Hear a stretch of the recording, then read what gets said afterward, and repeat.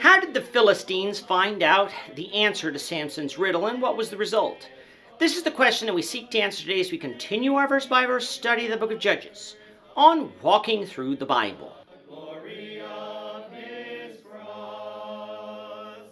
Today we're going to be discussing Judges 14 verses 15 to 20. Before we do that, let's read the passage. If you have a Bible with you, turn to Judges chapter 14 verse 15. But if you don't have a Bible, don't worry. Just follow along with us on the screen. The version that we'll be reading from is the New King James Version. So Judges chapter 14, beginning at verse 15. But it came to pass on the seventh day that they said to Samson's wife, "Entice your husband, that he may explain the riddle to us, or else we will burn you and your father's house with fire. Have you invited us in order to take what is ours? Is that not so?" Then Samson's wife wept on him and said, "You only hate me. You do not love me. You have posed a riddle to the sons of my people, but you have not explained it to me." And he said to her, "Look, I have not explained it to my father or my mother, so should I explain it to you?" Now she had wept on him the 7 days while their feast lasted. And it happened on the seventh day that he told her, because she pressed him so much. Then she explained the riddle to the sons of her people. So the men of the city said to him on the seventh day before the sun went down, "What is sweeter than honey? And what is stronger than a lion?"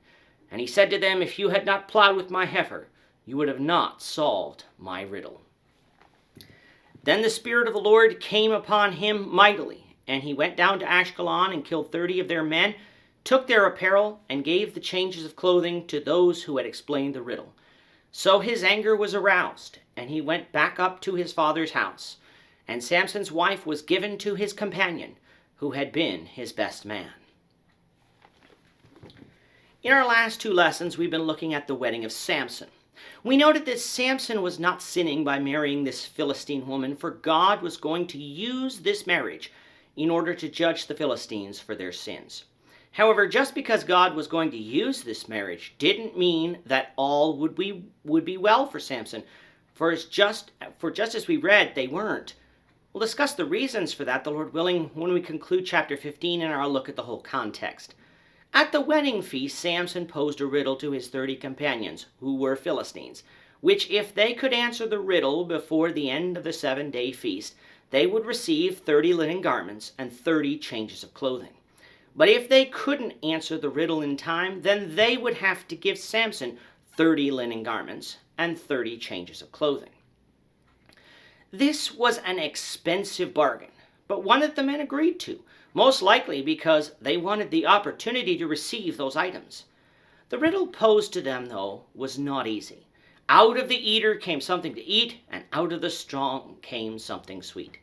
Now, we, of course, know the entire story and the background that goes with it, but if you didn't know this, ask yourself, would you be able to answer this riddle? I don't believe I could, because it's not entirely obvious. Sure, we know that we'd be looking for some sweet food, but what sweet food? And then, even if we identify this sweet food, what is this strong thing that it came out of?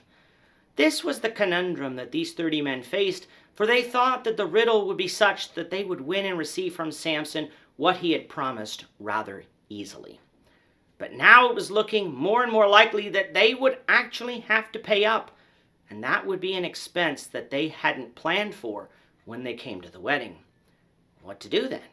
Well, in verse 15 it says that on the 7th day of the feast, just before their time was up, they went to Samson's wife with a threat. "Entice your husband to tell you the answer to the riddle, and then tell it to us, or we will burn you and your father's house with fire." What nice men these people were. They were willing to kill in order not only to have to not pay up themselves, but to receive from Samson what was promised. This shows you the evil hearts of many of the Philistines at the time and why God was sending Samson to judge them in the first place. Now verse 17 explains to us that for the entire feast, Samson's wife had been trying to get her husband to tell her the answer to the riddle. Before the final day, though, it was probably out of a sense of curiosity, but now under the sense of threat, there was some more urgency.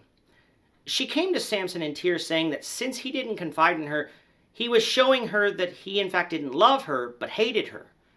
Samson explained that he hadn't even told his mother and father the answer to the riddle, so why should he explain it to her? However, her tears eventually wore him down, and so he told her the answer, after which she went and told the men. So it was, as the sun was going down, meaning that the time was almost up, the men came and told Samson the answer. What is sweeter than honey, and what is stronger than a lion? Samson was not a fool. He knew that these men hadn't discovered the answer on their own, but only found out once he told his wife, who must have then gone and told them. In other words, they cheated. That's why Samson said that if they had not plowed with his heifer, they wouldn't have solved the riddle. When someone plows a field, one has an opportunity to discover what is underneath the soil. However, you aren't supposed to plow a field that isn't yours in order to find something, nor are you to plow a field, even your own field, with an animal that isn't yours. In the former case, you'd be stealing property from a field that isn't yours, and in the latter case, you'd be stealing an animal that isn't yours. Both would be wrong, and so Samson is saying that what the Philistines did in consorting with his wife was wrong. Now you might have thought that Samson would have voided the deal because of this, but that might have caused other problems. So Samson decided to honor what he said. But where would he get these garments that he had promised from? Well, of course, we know that Samson was being used by God to judge the Philistines for their sin. So Samson saw an opportunity to kill two birds with one stone.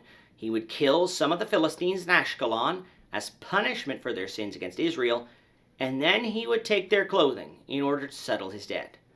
This was not an act of personal revenge here, for note, Samson's anger wasn't aroused until after the killing of the Philistines had occurred, and his anger wasn't particularly aimed at the Philistine men, but at his wife for betraying his trust. So while this killing on its face doesn't look justified, since the Spirit of the Lord came upon Samson, we can know that the killing was a punishment against the Philistines for their sinful behavior, and Samson merely took advantage of the situation in order to settle his debts. Notice again here, though, Samson again approached dead bodies in order to remove their clothing, something a Nazirite shouldn't have done, showing us that though Samson was a man of faith, he was not perfect and would be in need of God's grace. After paying his debts, Samson returned home without his wife due to his anger. And because of this, Samson's father-in-law must have thought that Samson had abandoned her, and so chose to give her as a wife to who would have been the best man at the wedding. This would have been adultery, for Samson, though acting wrong here, was still married to this woman. However, we shouldn't expect the actions of sinful people to be righteous, and they weren't here. This decision will have major consequences that we'll discuss, the Lord willing, in the next lesson. With that, our time is up for today. The Lord willing, we hope you'll join us for tomorrow's discussion of Judges chapter 15, verses 1 to 13, as we continue our walk through the Bible, one verse at a time. Thank you for watching today's episode. We hope that you found it edifying and ask that you not only subscribe to our channel and podcast, but that you like and share this episode among your friends, so that the saving gospel of Jesus Christ can go out to the whole world.